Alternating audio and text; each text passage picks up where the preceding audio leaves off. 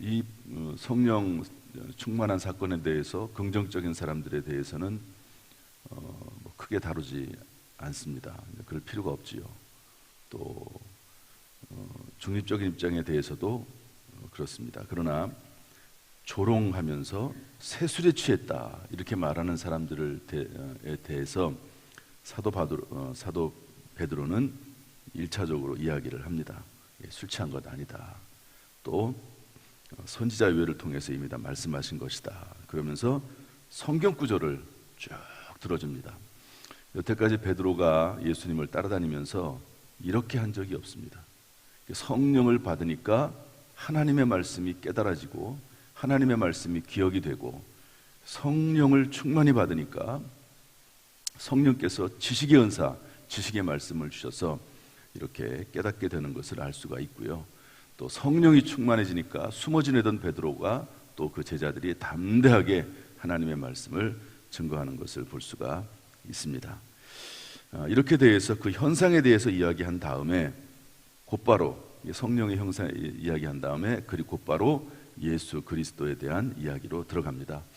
베드로의 설교의 특징은 아주 간단합니다. 베드로는 철저히 예수 중심으로 설교했다. 한번 따라합시다. 예수 중심. 그래서 세 가지입니다. 예수님에 대해서 도대체 예수님이 어떤 분이신지, 예수님이 십자가에 달려 돌아가시고 부활하셨는데 그 사건이 어떤 의미인지, 누가 그 예수 그리스도를 증명하는지 하는 것을 이야기하는데요. 우리 먼저 22절 말씀 읽어보겠습니다. 22절 다 같이 시작. 이스라엘 사람들아, 내 이 말을 들으라. 너희도 아는 바와 같이 하나님께서 나사렛 예수로 큰 권능과 기사와 표적을 너희 가운데서 베푸사 너희 앞에서 그를 증언하셨느니라. 첫 번째는 하나님께서 예수 그분이 그리스도이심을 증언했다. 하나님께서 다 말씀했다. 예수님께서 이 땅에 계실 때 큰 권능과 표적을 베푸셨는데 그게 바로 하나님께서 이 예수가 그리스도임을 다 하나님이 증언하신 것이다. 이렇게 모인 사람들에게 이야기를 해주죠. 23절, 24절에도 그런 이야기도 계속 이어지고 있습니다. 하나님께서 정하신 뜻과 미리 하신 바대로 내준 바 되었다. 이렇게 예수님을 통해서 표적을 행하게 하신 하나님께서 하나님의 정하신 뜻에 따라서, 이미 예언된 그 하나님의 뜻에 따라서 십자가에 내준 바 된 것이다. 그런데 너희가 법 없는 자들의 손을 빌려서, 법 없는 자들은 누구죠? 율법이 없는, 모세 율법을 따르지 않는 로마 사람들, 그 중에서 빌라도를 말합니다. 빌라도의 손을 빌려서 너희가 십자가에 못 박아서 죽였다. 그러나 하나님께서 사망의 고통에서 풀어 살리셨는데 이는 그가 사망에 매여 있을 수 없습니다. 그러니까 첫 번째로 하나님께서 예수 그리스도에게, 예수님에게 지금까지 표적을 통해서 그분을 증명하셨고, 너희가 십자가에 못 박아 죽였으나 하나님께서 그를 다시 살리셨다. 하나님에게 모든 예수 그리스도의 증거, 증명을 하나님을 통해서 해나가는 것을 볼 수가 있습니다. 그 다음에 다윗에 대한 이야기를 꺼냅니다. 세 가지로 베드로가 그 예수님에 대한 증명을 시도하는데요. 첫 번째로는 하나님께서, 두 번째로는 다윗이, 그리고 세 번째로는 제자들과 자기 자신이, 이렇게 이제 이런 흐름으로 나가거든요. 참 베드로가 이렇게 논리적이면서 구조적이면서 그리고 감동적인 이런 설교를 어떻게 할 수 있을까? 이거는 하나님께서 지혜의 말씀을 베드로에게 주신 것이죠. 이 지식의 말씀과 지혜의 말씀은 약간 다릅니다. 이 지식의 말씀은 내용 그 자체를 잘 분석하고 이해하고 깨닫는 거지만, 지혜의 말씀은 잘 분석하고 깨닫고 이해한 말씀을 어떻게 잘 펼쳐나가느냐, 잘 정리정돈하느냐, 그런 의미로도 볼 수가 있는 것이죠. 예수 그리스도에 대해서 사도 베드로가요 아주 일목요연하게 딱 정리합니다. 하나님께서 예수님을 증명하셨다. 그런데 놀랍게도 다윗의 이야기를 또 증명했다. 그리고 우리도 예수 그분을 증명한다. 그러면서 쭉 이야기를 풀어나가는데요. 먼저 우리 25절 말씀 한번 읽어보겠습니다. 25절부터 28절, 여기에서도 성경 이야기를 꺼냅니다. 25절부터 28절 다 같이 시작. 다윗이 그를 가리켜 이르되 내가 항상 내 앞에 계신 주를 배웠으며 나로 요동하지 않게 하기 위하여 그가 내 우편에 계시도다. 그러므로 내 마음이 기뻐하였고 내 혀도 즐거워하였으며 육체도 희망에 거하리니 이는 내 영혼을 음부에 버리지 아니하시며 주의 거룩한 자로 썩음을 당하지 않게 하실 것이미로다.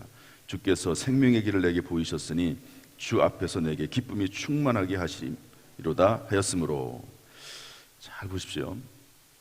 다윗이 이전에 했던 말, 이것은 이제 시편에 나오는 말이거든요. 시편에 나와 있는 그 말을 베드로가 꺼냅니다.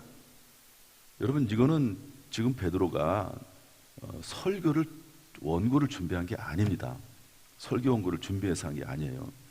성령을 충만히 받고 그리고 사람들이 몰려오니까 그 자리에서 설교한 거거든요. 그런데 하나님에 대한 이야기를 꺼내서 예수님이 그리스도와 이야기하고, 그러면서 다윗의 이야기를 꺼내서 구약 성경에 있는 그 많은 내용 중에서 한 부분을 딱 꺼내는데, 그 내용이 예수 그리스도께서 부활하심에 대한 이야기를 꺼낸다는 거예요. 성령께서 역사하지 않으시면 이런 일이 있을 수가 없죠. 그 중에서 27절 말씀 보면 이는 내 영혼을 음부에 버리지 아니하시며 주의 거룩한 자로 썩음을 당하지 않게 하실 것이미로다. 음부, 지옥을 말하지요. 지옥에 영원히 버리는 것이 아니고 주의 거룩한 자로 썩음을 당하지 않도록 하실 것이다. 그러면서 여기에 대한 해석을 또한 베드로가 합니다. 29절 보면 형제들아 내가 조상 다윗에 대하여 담대히 말할 수 있노니 다윗이 죽어 장사되어 그 묘가 오늘까지 우리 중에 있도다. 이 다윗 얘기가 아니라는 거예요.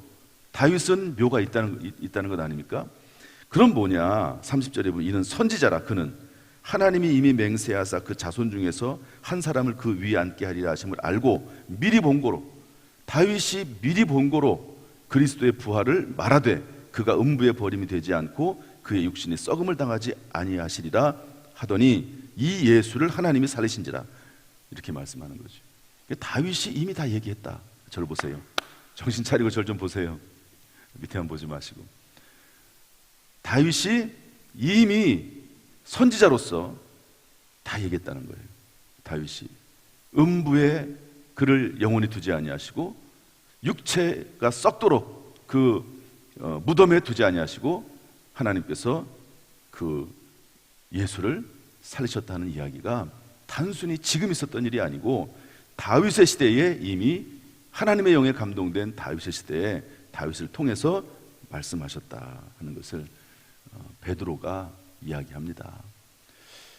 하나님의 영이 아니고서는, 성령이 아니고서는 이런 담대함과 또는 이런 지식의 말씀과 이런 지혜의 말씀을 증거할 수 없는 거지요. 여러분, 이 말씀이 이제 예수님에 대한 증언의 말씀이기도 하기 때문에 일단 1차적으로 중요한 말씀이지만, 또한 우리에게 2차적으로 중요한 말씀은 성령이 충만히 임하면 우리에게도 똑같이 지혜의 말씀과 지식의 말씀과 담대함과 두려움이 사라지는 그런 놀라운 역사가 임하게 된다 하는 것을 알려주고 있는 것입니다. 여러분, 늘 성령을 사모하는 가운데 성령으로 충만해서 이런 지혜의 말씀, 지식의 말씀, 담대함이 늘 충만하기를 주님의 이름으로 축원합니다. 이렇게 하나님을 통한 증언, 또 다윗을 통한 증언을 하고 나서요, 그 다음에 이렇게 또 쓰고 있습니다. 36절 말씀, 32절 말씀 먼저 읽고 32절 다 같이 읽습니다. 시작.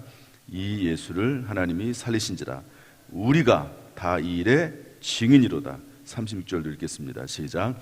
그런즉 이스라엘 온 집은 확실히 알지니 너희가 십자가에 못 박은 이 예수를 하나님이 주와 그리스도가 되게 하셨느니라 하니라. 우리도, 세 번째로 우리도 이 일의 증인이로다. 우리도 예수 그리스도께서 십자가에서 죽으셨을 뿐만 아니라 다시 살아나셨음을 보았고, 그리고 우리가 증인이다. 예수님께서 부활하신 다음에 40일 동안 이 땅에 계시면서 우리들에게 보이셨고 500의 형제에게 일시에 보이셨고 우리가 그 예수 그리스도를 직접 목격했다 하면서 확실하게 증거하는 것을 볼 수가 있습니다. 이것이 베드로의 첫 번째 설교입니다. 그랬더니 이제 제가 지난 주일날 어제 설교했던 내용으로 이어지는 거죠. 사람들이 마음에 찔려 우리가 어찌할꼬. 한번 다 합시다. 마음에 찔려 우리가 어찌할꼬. 마음에 찔려 우리가 어찌할꼬. 세례를 받아라. 죄사함을 받아라. 그럼 구원을 받을 것이다. 성령을 받을 것이다.